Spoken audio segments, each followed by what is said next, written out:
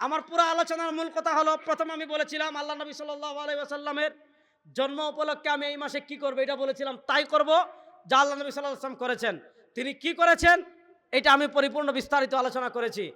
তারপরে আলোচনা করেছি এই শতাব্দীতে মুসলমানদের এত সৈন্য থাকার পর, এত অস্ত্র থাকার পর, এত ক্ষমতা থাকার পর, এত কিছু থাকার পর মুসলমানরা আজকে কোনো মানবাধিকার নাই। মুসলমানরা আজকে, আপনি বিশ্বাস করবেন না ভাই, বিশ্বাস করবেন না, আমার নিজের চোখে 2 সপ্তাহ আগে দেখে আসছি, একদম ফুলের মতো শিশু, হাজার ফুলের মতো শিশু, আপনি তাদেরকে দেখলে মনে হবে জান্নাত থেকে নেমে আসছে, এত সুন্দর শিশু, কিন্তু হাত নাই।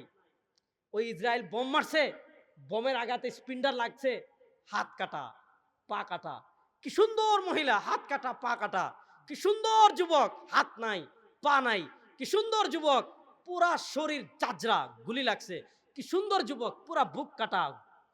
এক মহিলা পেয়েছি, আমরা কাহেরাত থেকে 300 মাইল দূরে গিয়েছি, 300 মাইল, প্রায় 400-450 কিলোমিটার দূরে। মিশরের কায়রো থেকে 450 মাইল দূরে একটা নিভৃত গ্রাম।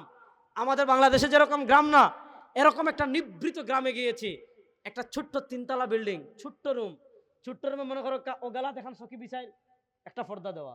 রুমও মনে করো আমরা দেশে যেটা রুম হয় এর 2 ভাগ। এটা ছোট্ট রুম, ওগালাত 100 কি দেওয়া, অন্য পর্দা দেওয়া, ওগালাত 100 কি দেওয়া, অনেক পর্দা দেওয়া, ওগালাত 100 কি দেওয়া, ওখানে পর্দা দেওয়া। তো এখানে এক ফ্যামিলি, এখানে আরেক ফ্যামিলি, এখানে আরেক ফ্যামিলি। এত কষ্ট করতেছে, আজীব এক দৃশ্য। আমার যখন আমি বলতেছি না, বিশ্বাস করেন আমার শরীরের পশম দাঁড়াই যাচ্ছে। একজন মাকে পাইছি, ওনার স্বামী আর 2 সন্তান। এই উম্মার কারগুজারি যুবকদেরকে এজন্য শোনাচ্ছি যে আজকে আমাদের করণীয় করার কথা ছিল কি কি করতেছি কি। একজন মাকে পেয়েছি, ওনার স্বামী ওনার বাড়িতে ইসরায়েল বোম মেরেছে বাড়িতে। তো বোম যখন মেরেছে, ওনার স্বামী জায়গায় শহীদ হয়ে গেছেন। জায়গায় শহীদ হওয়ার পর ওনার 2 সন্তান আমাদেরকে ছবি দেখাইছে। মানে মনে করবেন আপনি, এত সুন্দর চেহারা এদের, দেখার পর মনে হবে যে এই মাত্র এরা আসমান থেকে জান্নাতের ফুল নেমে এসেছে, এত সুন্দর। এই 2 ছেলে ওনারে, মানে ওই পারে গাজা আর এপারে হলো মিশরের রাফা। ওনার 2 ছেলে ওনারে এই পারে দিয়ে আবার যুদ্ধ করতে গাজায় চলে গেছে। মানে রাফায় তার মাকে রেখে আবার গাজায় যুদ্ধ করতে চলে গেছে। আমরা গিয়েছি জোহরের সময়, আমরা যাওয়ার অন্তত 4 ঘন্টা আগে ওনার 2 ছেলে ইসরায়েল বম্পিং করেছে। ওনার 2 ছেলেই, এই ফুলের মতো সুন্দর 2টা ছেলে, 2 ছেলেই শহীদ হয়ে গেছে। বিশ্বাস করেন, আমরা যখন গিয়ে প্রবেশ করেছি ওনার ঘরে, ছোট্ট ঘর, এক পাশে থাকেন, উনি কান্না করতেছে আর আলহামদুলিল্লাহ, আলহামদুলিল্লাহ, আলহামদুলিল্লাহ, আলহামদুলিল্লাহ। শুনেন যুবক, পৃথিবীতে ধর্মযুদ্ধ শুরু হয়ে গিয়েছে। ইয়াহইয়া সিনওয়ার রাহিমাহুল্লাহ আরবের রাষ্ট্রপ্রধান যারা ছিল, তাদেরকে বলেছিলেন, এই আরবের রাষ্ট্রপ্রধান, তোমরা যারা ইসরায়েলের পা চেটে, তোমরা যারা আমেরিকার গোলামি করে, তোমরা যারা নেটোর গোলামি করে, তোমরা যারা ইংল্যান্ডের গোলামি করে, তোমরা যারা বেঈমান মুশরিকদের গোলামি করে, তোমরা যারা মনে করেছো ইসরায়েলের হামলা থেকে তোমরা বেঁচে যাইবা, আমেরিকার হামলা থেকে তোমরা বেঁচে যাইবা, পৃথিবীতে মুশরিক বেঈমান কাফেরদের হামলা থেকে তোমরা বেঁচে যাইবা। ইয়াহইয়া সিনওয়ার রাহিমাহুল্লাহ বলেছেন, আমি দেখতে পাচ্ছি ধর্মযুদ্ধ সারা দুনিয়ার মুসলমানদেরকে ঘিরে ফেলবে। ইয়াহইয়া সিনওয়ার রাহিমাহুল্লাহ গত বছর ইন্তেকাল করেছেন, তার ইন্তেকালের 1 বছর হয় নাই। গত সপ্তাহে ইসরায়েল 6টা আর মুসলিম কান্ট্রিতে হামলা করেছে। গত মে মাসে কাতার। কি বলবো ভাই, কি কষ্টের কথা বলবো। আপনাদের প্রিয় মক্কা মদিনা যেই ভূমি, ওই ভূমিতে মার্কিন সৈন্যদের ঘাঁটি আছে। মধ্যপ্রাচ্যের সবচেয়ে বড় মার্কিন ঘাঁটি, জাজিরাতুল আরবের সবচেয়ে বড় মার্কিন ঘাঁটি হলো কাতারে। গত মে মাসে পাগলা ট্রাম্প আসছে কাতার সফরে। কাতারের যুবরাজ কি করেছে, তাকে বিলাসবহুল বিমান গিফট করেছে। তো বিমান গিফট করেছে মেতে, সেপ্টেম্বরে গত সপ্তাহে আপনারা দেখেছেন হামলা করেছে কাতারে। এজন্য যুবকদেরকে বলবো, প্রস্তুতি নেন। এই শতাব্দীতে চূড়ান্ত লড়াই হবে। এই শতাব্দীতে 2 শিবিরে মানুষ বিভক্ত হবে। একদিকে রাসূল সাল্লাল্লাহু আলাইহি ওয়াসাল্লামের উম্মারা থাকবে, আরেকদিকে সারা দুনিয়ার বেঈমান কাফের মুশরিক সেকুলার সব একদিকে থাকবে। এই শতাব্দীতে পৃথিবীর প্রান্তে প্রান্তে ধর্মযুদ্ধ হবে এবং গত শতাব্দীতে মুসলমানরা পরাজিত হয়েছে। এই শতাব্দীতে ইসলাম এবং মুসলমানদের বিজয় পৃথিবীতে কেউ দাবায় রাখতে পারবে না ইনশাআল্লাহ। সুতরাং আমার যুবকদেরকে বলবো, দুনিয়ার সব নেশা বাদ দিয়ে, দুনিয়ার সব তন্ত্রমন্ত্র বাদ দিয়ে আমার নবী যে আদর্শ রেখে গিয়েছেন, সেই আদর্শ আঁকড়ে ধরার জন্য আপনারা প্রস্তুত আছেন তো সবাই ইনশাআল্লাহ? আমার নবী যে আদর্শ রেখে গিয়েছেন, আমার নবী যে আদর্শ বাস্তবায়নের জন্য দান শহীদ করেছেন, আমার নবী যে ইসলামের জন্য রক্ত জড়িয়েছেন, আমার নবীর সাহাবারা যে ইসলামের দাওয়া নিয়ে ইসলামকে বিজয় করার জন্য পৃথিবীর প্রান্তে প্রান্তে ছড়িয়ে গিয়েছেন। আপনাদেরকে আমি কি বলবো, আল্লাহ নবী সাল্লাল্লাহু আলাইহি ওয়াসাল্লামের আপন চাচাতো ভাই। আপনি দেখেন শেখ হাসিনার আত্মীয়, শেখ হাসিনার বংশের নাম গোষ্ঠী যেদিকে গেছে, সবার লন্ডনের ভিসা আছে, আমেরিকার ভিসা আছে, নেতাকর্মীরা বাংলাদেশে শেখ হাসিনা বীরের বেশে আসবে ফিরে বাংলাদেশে স্লোগান দেয়, ঠিক না বেঠিক? হামলা খায়, মাইর খায়, জেলে যায়, তাদের নেতারা কিন্তু সব বিদেশে আরামে আছে। এই তো আল্লাহ নবী সাল্লাল্লাহু আলাইহি ওয়াসাল্লাম তার আপন চাচাতো ভাই আব্দুল্লাহ ইবনে আব্বাসের নাম আমরা শুনি নাই? আব্দুল্লাহ ইবনে আব্বাস রাদিয়াল্লাহু তাআলা আপন ছোট ভাই হযরত কুসাম ইবনে আব্বাস, ওনার চেহারা রাসূলুল্লাহ সাল্লাল্লাহু আলাইহি ওয়াসাল্লামের চেহারার সাথে হুবহু মিলে যেত।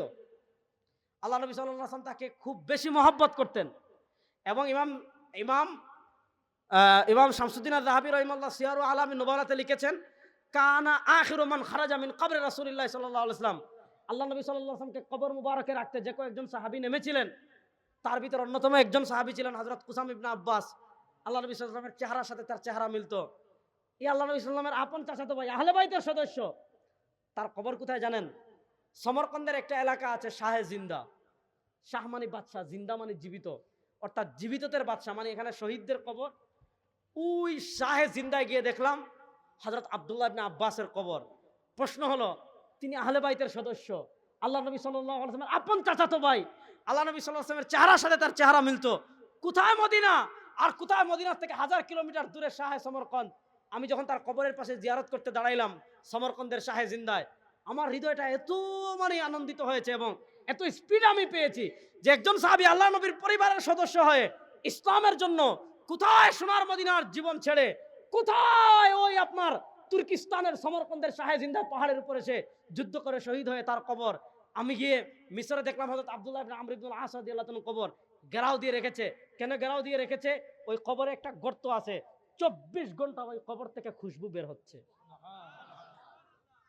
আল্লাহ নবী সাল্লাল্লাহু আলাইহি ওয়াসাল্লাম এর সাহাবায়ে কেরাম যে আদর্শের জন্য রক্ত জড়িয়েছেন, আল্লাহ নবী সাল্লাল্লাহু আলাইহি ওয়াসাল্লামের সাহাবায়ে কেরাম যে ইসলামের জন্য পৃথিবীর প্রান্তে প্রান্তে গিয়েছেন, জিহাদ করেছেন, শহীদ করেছেন, আল্লাহ নবীর সেই আদর্শ, আল্লাহ নবী সাল্লাল্লাহু আলাইহি ওয়াসাল্লামের সেই ইসলাম পূর্ণাঙ্গভাবে বাংলাদেশে বাস্তবায়ন করার জন্য, পূর্ণাঙ্গভাবে প্রতিষ্ঠা করার জন্য আমার তারুণ্য তোমরা প্রস্তুত আছো না? ইনশাআল্লাহ।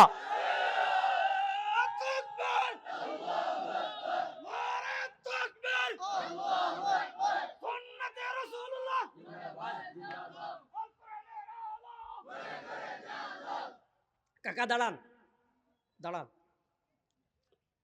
এই যে সমস্যা হলো এই জায়গায়, কাকা স্লোগান দিচ্ছে আল কোরআনের আলো, এটা বলে শেষ করব। আপনারা বলছেন ঘরে ঘরে জ্বালো, খুব ভালো। তো কোরআনের আলো কি শুধু ঘরে জ্বলার জন্য হয়েছে? আপনি কোরআনের আলো 54 বছর ঘরেই জ্বাললেন। রাষ্ট্রে সেকুলার, বিচার ব্যবস্থায় ব্রিটিশ, অর্থনীতিতে ব্রিটিশ, তো কোরআনের আলো কি শুধু ঘরে জ্বলবে? শুনেন, আমি সব জায়গায় বলি, চট্টগ্রাম পলগ্রাউন্ডের বক্তৃতায় আমি বলে এসেছিলাম, এটা নিয়ে অনেক সমালোচনা হয়েছে যে মোল্লারা কি বলে দেখেন। আমি বলেছি 54 বছর বাংলাদেশের ঘরে ঘরে কোরআনের আলো জ্বেলেছি, এবার বাংলাদেশের সংসদে কোরআনের আলো জ্বালবো ইনশাআল্লাহ। সংসদে কোরআনের আলো জ্বালার জন্য যুবকরা প্রস্তুত আছেন তো ইনশাআল্লাহ? এই 52 বছর নানা তন্ত্র দেখেছেন, নানা মন্ত্র দেখেছেন। এই 52 বছর এই বাংলাদেশে কেউ ইনসাফ প্রতিষ্ঠা করতে পারে নাই, কেউ ন্যায় বিচার প্রতিষ্ঠা করতে পারে নাই, কেউ মুক্তিযুদ্ধের প্রকৃত চেতনা বাস্তবায়ন করতে পারে নাই, খুন বন্ধ করতে পারে নাই, চাঁদাবাজি বন্ধ করতে পারে নাই, দেশের টাকা বিদেশে পাচার করা বন্ধ করতে পারে নাই।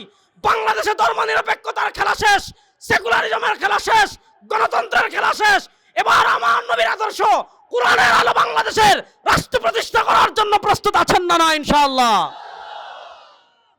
কাকা এখন স্লোগান দেন, আল কোরআনের আলো সংসদে জ্বালো। ভাই আপনি বন্ধ করেন, ভাই আপনি বন্ধ করেন। কাকা আপনি স্লোগান দেন, বলেন, আপনি বলেন।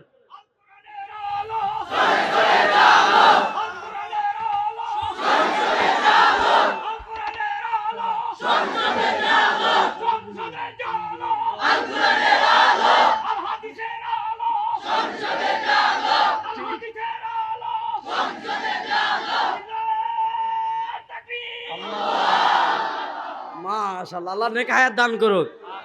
পুরো পুরা জোয়ান দেখি, মাশাআল্লাহ। চাচি যদি আজকে দেখতো তাহলে পুরা খুশি হয়ে যেত, ঠিক না বেঠিক? এরকম জোয়ান একজন চাচা, আল্লাহ নেক হায়াত দান করুক। যুবকদেরকে বলবো, ইসলামের বিজয় দেখার জন্য প্রস্তুত আছেন তো ইনশাআল্লাহ? আর যদি বলেন না আমি ইসলামের বিজয় চাই না, তো মুনাফিক মিয়া তুমি। আল্লাহ তাআলা আজকের সিরাতের আলোচনা থেকে আমার মূল মেসেজ হলো, জীবনের সব ক্ষেত্রে রাসূলুল্লাহ সাল্লাল্লাহু আলাইহি ওয়াসাল্লামের আদর্শ আমাদেরকে মানতে হবে। আল্লাহ তাআলা জীবনের সব ক্ষেত্রে আমাদেরকে রাসূলুল্লাহ সাল্লাল্লাহু আলাইহি ওয়াসাল্লামের আদর্শ বাস্তবায়ন করার তৌফিক দান করুক। আবার আপনাদের সাথে দেখা হবে, কথা হবে। আল্লাহ সবাইকে ভালো রাখুক, সুস্থ রাখুক। ইন আসাবতু ফামিনাল্লাহ ওয়া ইন আখতাতু ফামিন্নি ওয়া মিনাশ শাইতান। সুবহানাকাল্লাহুম্মা বিহামদিকা আশহাদু আল্লা ইলাহা ইল্লা আনতা আস্তাগফিরুকা ওয়া আতুবু ইলাইক। কোরআন হাদিসের আলোকে আলিম উলামাদের নিয়ে বিভিন্ন ইসলামিক অনুষ্ঠানমালা দেখুন ইসলামের কথার পর্দায়।